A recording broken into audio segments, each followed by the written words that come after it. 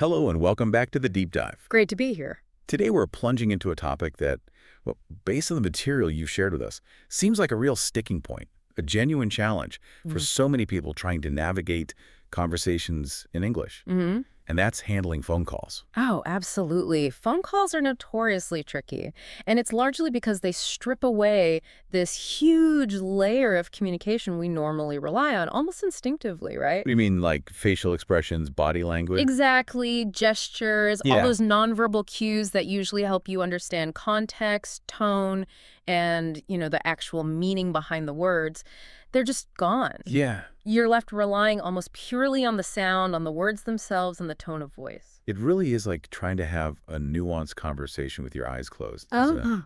And honestly, this isn't just something that's hard for English learners, let's be clear. Yeah, not at all. Even native speakers can find phone calls, well, pretty frustrating sometimes. If there's a bad connection or lots of background noise, or maybe the person on the other end is just speaking incredibly quickly. The material we looked at really highlights this unique difficulty that the telephone medium itself presents. It absolutely does. It forces you to be much more deliberate, more careful with your words and your tone because, well, they become your primary tools for clarity and connection. Right. When you can't see a confused frown or, an encouraging nod from the other person, you really need specific strategies to make sure you're understanding each other and keeping the dialogue moving forward effectively. Okay, so our mission in this deep dive then is to meticulously go through the material you've provided.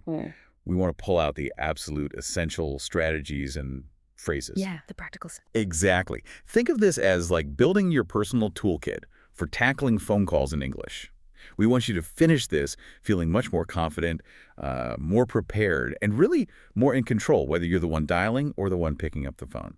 And the material gives us a fantastic roadmap for doing just that. It breaks things down really nicely into the crucial stages of a phone call. Like what specifically? Well, first, how to start things off right, and that depends hugely on who you're calling.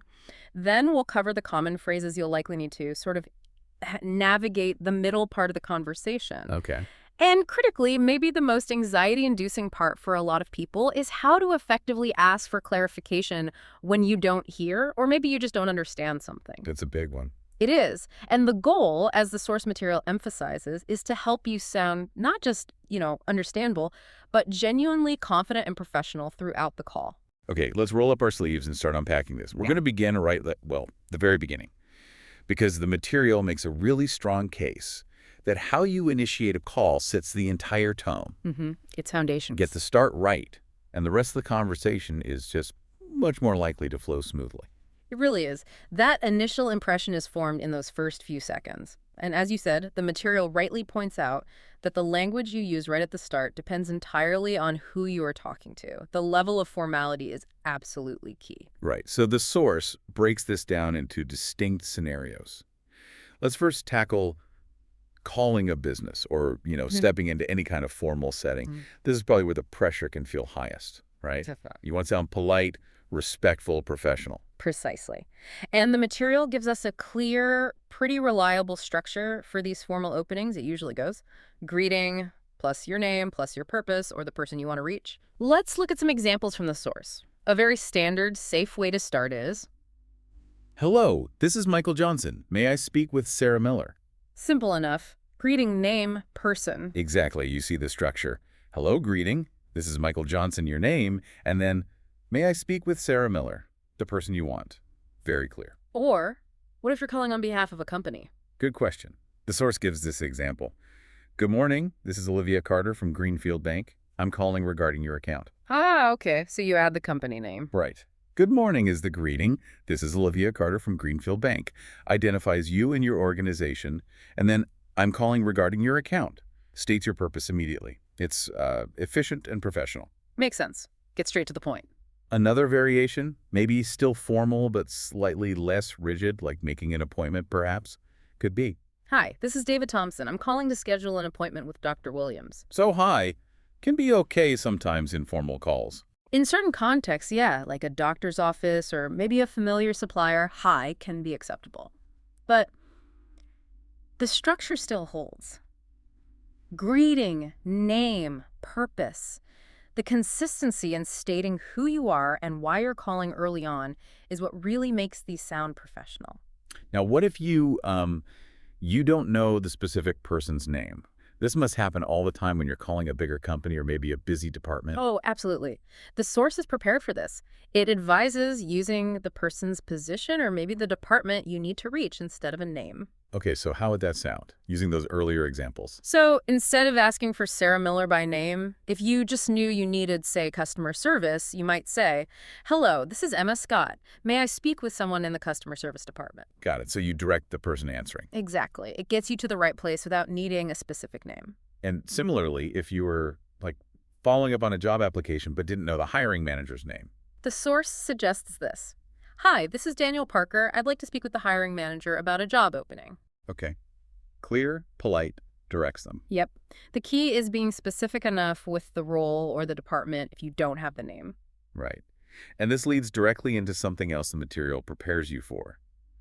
What happens if the person you are trying to reach isn't actually available? Which is incredibly common, especially in formal settings. You need to be able to recognize the phrases they might use to tell you this, and then, be ready to respond appropriately. Okay, like what might you hear? Well, you might hear something standard like, "I'm sorry, Sarah is in a meeting right now. Would you like to leave a message?" Right. They explain why and offer an alternative. Exactly. Or maybe if the person is out of the office entirely for the day. "Unfortunately, Dr. Williams is out of the office today. Can I take a message for you?" And notice the politeness there. I'm sorry. Unfortunately, would you like, can I take? That politeness is standard in professional communication. And this brings us to a really crucial practical point that this source highlights. When you're calling a business, you should always be prepared to leave a clear, concise message. Always. Know basically what you want to say before you even make the call, because there's a pretty good chance you'll end up talking to a voicemail or maybe a receptionist who's just taking notes. Being prepared to leave that message actually takes a lot of the pressure off the initial call itself. Because you have a fallback plan if the person isn't immediately available. It gives you options. That's a great point. Reduces the stress a bit. Mm-hmm. Okay, so that covers the formal end of things pretty well. Now, let's totally shift gears. What about calling a friend? A casual call. Ah, yes. The source notes, this is where you can kind of breathe a sigh of relief and just sound more like yourself. Absolutely. The tone is much more relaxed, much more personal. The examples provided are way shorter and use everyday language, like, "Hey, Jake, what's up?" Very common. Greeting and question rolled into one. Exactly. Or maybe if you want to quickly check if they're free before launching into a long story. "Hi, Emily, do you have a minute?" Yeah, that's polite. Acknowledges they might be busy. Other options the source gives include the classic, "Hey, Alex, how's it going?" Or maybe, "Hi, Sophie, are you free to talk now?" These are all standard, comfortable ways to connect with someone you know well. And it's useful to contrast these directly with the formal openings we just talked about. Definitely. The source points out the key differences clearly. We use first names straight away. Contractions like what's instead of what is are totally standard. And casual greetings like hey or hi are the norm, often followed by a simple question about how they are or if they can talk. It just feels much more natural, doesn't it? More like you're talking face to face, just without the visuals. Exactly. And the expectation, if a friend doesn't answer, is different too. You're probably less likely to leave a formal, structured voicemail message. Right. What does this source suggest there? Well, it suggests maybe leaving a very brief message or, honestly, more commonly nowadays, just sending a text message instead. Makes sense. If you do leave a voicemail, it might be something really short and sweet like, "Hey, Jake, it's Peter. Give me a call back when you're free." It kind of mirrors the brevity you'd use in a text. That informal voicemail or just shooting off a quick text, that's a great point. It really emphasizes how the context and your relationship with the person totally dictate the communication style and the expectations, especially when you don't have those visual cues to guide you. Exactly right. The relationship is the primary driver of the language you choose in these casual situations. Okay, now let's flip the situation around. What about answering a phone call? Picking up the phone, how you do that is just as important as how you make the initial call. And again, it really depends on the context. That's right. If you're answering a phone that, say, belongs to a business or represents some formal entity, your greeting absolutely needs to reflect that professionalism. So what are some examples? The source gives clear ones for answering a business line, like, "Hello, thank you for calling Anderson & Co. This is Daniel speaking. How could I help you?" Okay, That's the standard format. Greeting, company name, your name, offer of assistance. Pretty much. Or you could vary the greeting slightly depending on the time of day. Good afternoon, this is Jennifer from Elite Marketing. How may I assist you today? Again, it's polite, informative, and immediately tells the caller who they've reached and who they're speaking with. Sets a helpful tone right away. It does. But if you're answering your personal mobile phone and you're generally expecting calls from friends or family, a casual approach is perfectly natural. You wouldn't answer your personal phone like you're a receptionist at a huge corporation. Uh-huh. No, probably not. So what would that sound like? You might just simply say, hey, it's Alex. Or maybe echo those casual, outgoing phrases we talked about. Yeah, like, hello, what's up? Or even a warmer, more personal greeting like, hi, Sophie, how's your day going? These immediately establish that personal, informal connection. So the key difference, as the source summarizes it, is that formal answering is structured and professional, prioritizing clear identification and offering help. Whereas casual answering is relaxed and warm, prioritizing that personal connection. Right. And without seeing who's calling, unless you have caller ID, of course, your initial words are the very first signal of the call's likely formality and tone. Precisely. They set the stage immediately. The material includes a really useful practice exercise at this point, and I think it's worth spending a moment on it because actually saying these things aloud is so crucial for getting comfortable. It really is. It prompts you to imagine answering a business call in practice saying, "Hello, this is Michael from Greenfield Bank. How can I help you?" And practicing that specific phrase, trying to get the right intonation and clarity, helps it feel much more natural when you actually need to use it in a real situation. Yeah. A strong, clear introduction when you answer makes you sound confident and capable, which in turn makes the caller feel confident they've reached the right place and the right person. It's a small step, really, but it has a big impact on managing the interaction without those visual cues we keep mentioning. Absolutely. It gives you a template, something reliable you can fall back on when the phone rings unexpectedly, so you're not just fumbling for words. Getting that opening right really sets you up for success in the rest of the call. Agreed. Okay, so we've kind of nailed down starting and answering calls. What happens next? How do you navigate the actual conversation once the initial greetings are done? Right. This is where the source transitions into those essential phrases you often need during the conversation itself. Once you're past the introductions and maybe the initial purpose statement, you'll likely encounter common situations that require specific language. Okay, like asking for someone again. Yeah. But maybe this time you're already talking to a receptionist or an operator and need to be connected. Exactly. The phrases might be slightly different from when you made the initial opening request because you've probably already identified yourself. Right. So now you just need to politely state who you wish to speak to. The key phrases from the source are pretty simple and direct. Probably the most common and polite way is, may I speak with Jessica Adams, please? Okay, or maybe slightly less formal. Yeah, still widely accepted in many professional places. Is Mark Roberts available? It gets straight to the point. And if it's a department again? Same principle. Could I speak to someone in the billing department? Got it. And just like when making the initial call, you have to be ready for those sorry, not available responses. Absolutely. You need to recognize things like, I'm sorry, Jessica is not available right now. Would you like to leave a message? Or maybe Mark is out of the office at the moment. Can I take a message? Being familiar with those specific responses means you immediately understand the situation and can just move to the next step, like leaving that message without any hesitation or awkward pause. Exactly. It just smooths out the interaction, reduces that moment of uncertainty. Now, particularly in business calls, you'll often run into situations where someone needs to put you on hold, or maybe you need to put them on hold or transfer their call. Very common.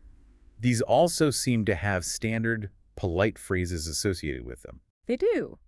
If you need to put a caller on hold, maybe while you look up some information or find someone else, you need to tell them clearly what's happening. The phrases are pretty straightforward.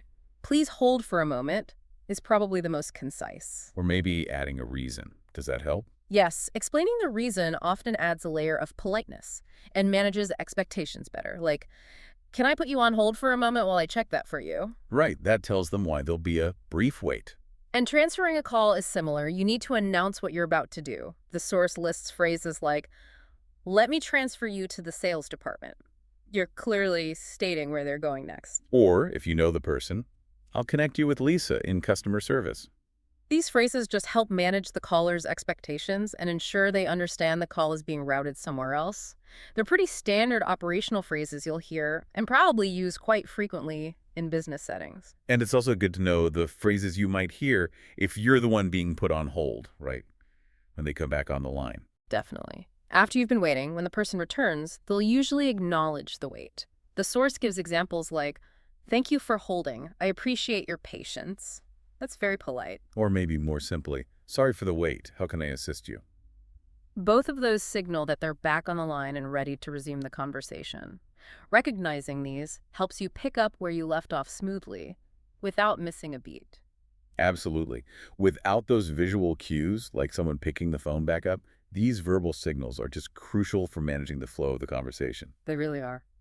Okay, the final common mid-call situation covered in this section of the material is leaving a message. We touched on being prepared for it, but what about the actual phrases for doing it? Right.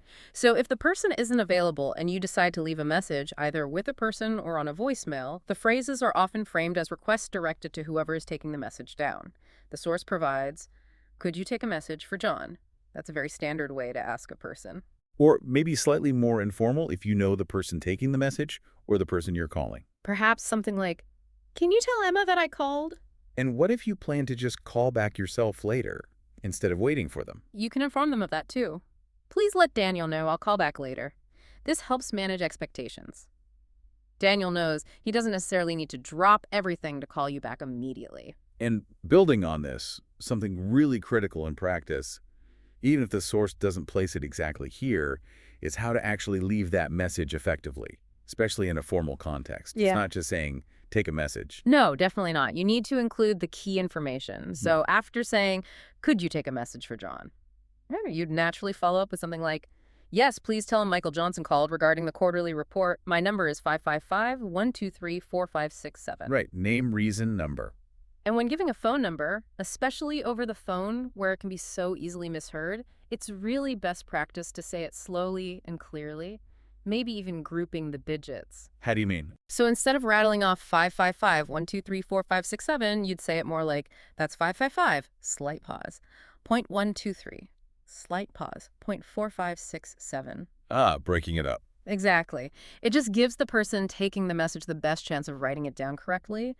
Clear identification, your name, company if it's relevant, and your contact information are absolutely paramount when you're leaving a message without that face-to-face confirmation. That's a really important practical detail. It makes your message actionable, ensures the person can actually get back to you.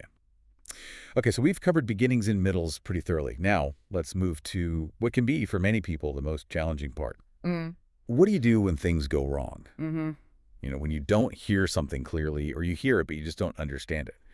This is where that lack of body language can feel most acute, I think. This section is absolutely vital because it provides the specific language you need to handle those moments of confusion or, technical difficulty without panicking or just shutting down. It's all about maintaining your composure and ensuring clear communication happens even when the inherent limitations of using the phone get in the way. And the source wisely breaks down, asking for clarification based on why you need it. First, let's take the simplest case. You simply didn't hear something properly? Maybe there was background noise or a cough, or the person just mumbled a word. Right. In this scenario, you just need the other person to repeat what they said.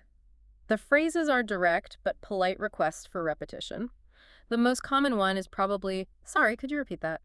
The "sorry" just softens the request a little. Or if you want to be a bit more explicit about what happened. You could say, "I didn't catch that. Could you say it again?" "Didn't catch that" is a very natural, common way to say I didn't hear or I didn't understand fully.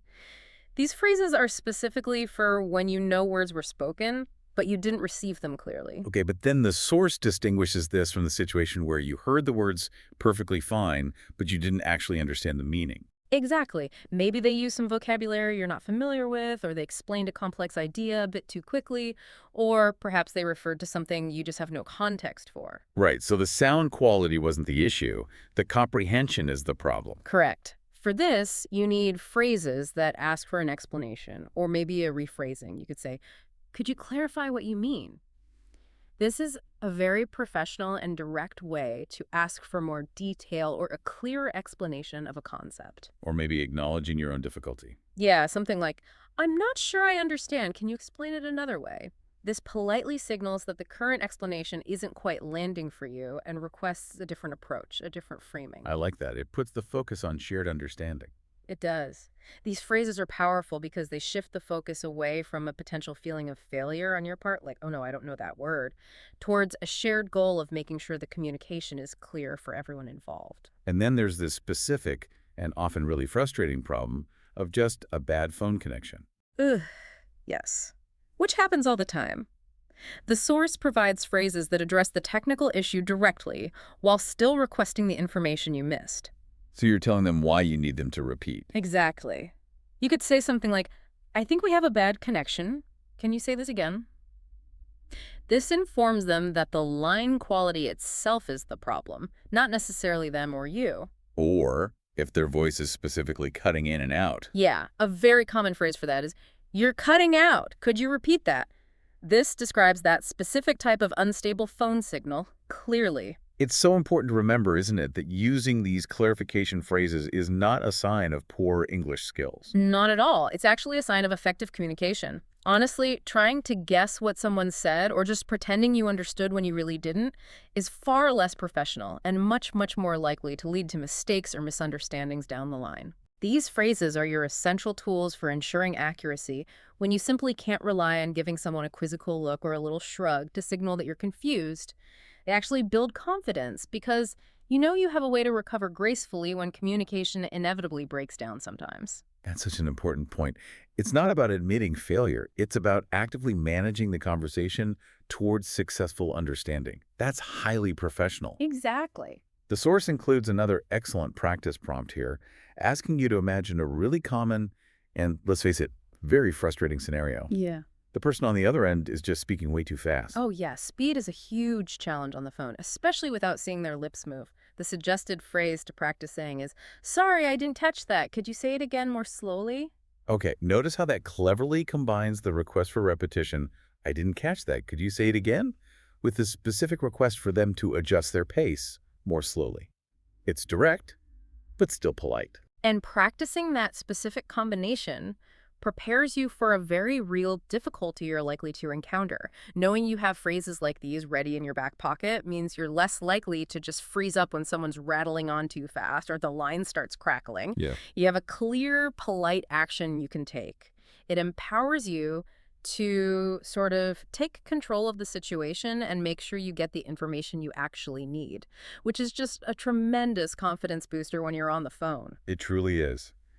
Having these tools ready allows you to focus more on the content of the conversation rather than constantly worrying, am I hearing this right? Do I understand? Okay, wow, we have covered a tremendous amount of ground in this deep dive. We really have. We've methodically moved through the whole life cycle of a typical phone call based on the material provided. Yeah, from mastering those critical first seconds. Right, making and answering calls in both formal and casual contexts. To navigating the middle part with all those essential phrases for asking for people, managing holes and transfers, leaving clear messages. And perhaps most importantly, we've hopefully equipped you with the specific language to confidently handle those tricky moments of confusion or technical difficulty by asking for clarification effectively. And having these structures and phrases isn't just about sounding polite, is it? It's really about providing the framework that's missing when you don't have those visual cues to rely on. Exactly. They reduce the cognitive load, they reduce the stress that phone calls can often cause, helping you not only sound, but actually feel much more confident and professional. They are, in essence, the verbal substitutes for the body language we usually just take for granted in face-to-face conversation. Well put. And now, the source material presents a really practical next step. It includes a challenge task specifically designed for you, the listener, to put all this learning into action. Yeah, this task is designed to move you from just passively listening to us talk about it to actively practicing, which is absolutely essential for building any new skill, especially a language skill. So what's the first step? The first step is simply committing to practice making a phone call using the types of phrases we've gone through today. Okay, but practice how? Just randomly?